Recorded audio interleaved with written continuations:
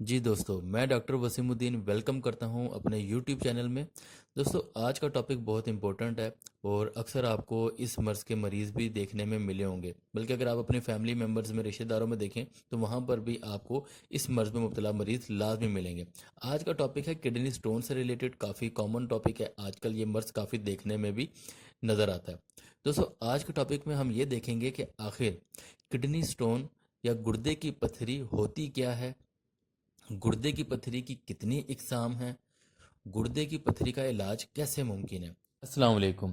Kidney stone, जिन्हें nephrolithiasis या urolithiasis भी कहा जाता है, हमारी किडनी में मुख्तलिफ मिनरल्स और साल्ट के जमा होने से पैदा होती हैं। हमारी किडनी ब्लड से वेस्ट और एक्स्ट्रा मिनरल्स को फिल्टर करते हैं। ये मिनरल्स और वेस्ट यूरिन की फॉर्म में हमारे जिस्म से खारिज हो जाते हैं। अगर हमारी बॉडी में मिनरल्स जैसे कि कैल्शियम, ऑक्सलेट वगैरह की कंसंट्रेशन ज़्यादा हो जाए तो ये मिनरल्स हमारी किडनी में डिपॉजिट होकर क्रिस्टल्स बना देती हैं और यही क्रिस्टल्स हमारी बॉडी में हार्ड कंबाइन होकर हार्ड टफ स्ट्रक्चर बना देती हैं, जिन्हें किडनी स्टोन कहते हैं। दोस्तों, टाइप्स ऑफ किडनी स्टोन्स चार टाइप्स के होते हैं, जिनमें calcium stone, uric acid stone, infection stone और सिस्टाइन स्टोन शामिल हैं। कैल्शियम स्टोन, कैल्शियम और ऑक्सलेट या कैल्शियम और फॉस्फेट, इनके कम्बिनेशन से ये बनते हैं। कैल्शियम लार्ज अमाउंट में हमारी डाइट में मौजूद होते हैं, जबकि ऑक्सलेट हमारे लीवर से प्रोड्यूस होते हैं। ये सब्सटेंसेस किडनी में डिपॉजिट हो जाते हैं और आपस में कंबाइन होकर कैल्शियम स्टोन बना देते हैं। दोस्तों, दूसरी टाइप है यूरिक एसिड स्टोन। अगर हमारे ब्लड में यूरिक एसिड की कंसंट्रेशन हाई हो जाए तो उससे यूरिक एसिड किडनी में डिपॉजिट होने लग जाते हैं, जो कि यूरिक एसिड स्टोन की वजह बनता है।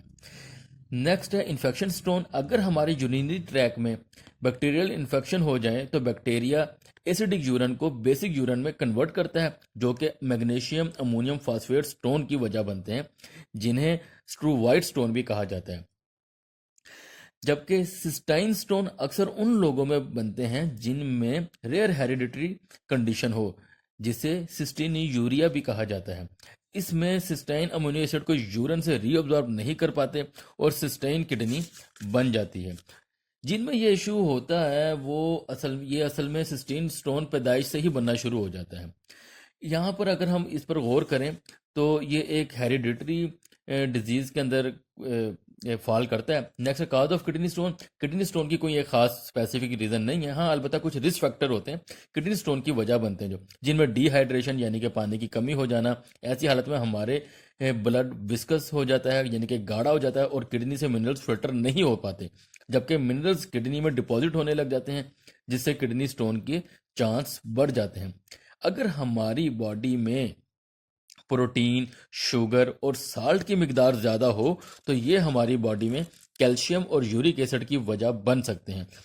इसके अलावा दोस्तों, कुछ अद्वियात भी जैसे विटामिन सी और विटामिन डी की अद्वियात भी किडनी स्टोन की वजह बन सकते हैं। अगर हम इनकी सिम्टम्स की बात करें तो दोस्तों, सिम्टम्स भी बहुत इंपॉर्टेंट है इसके अंदर।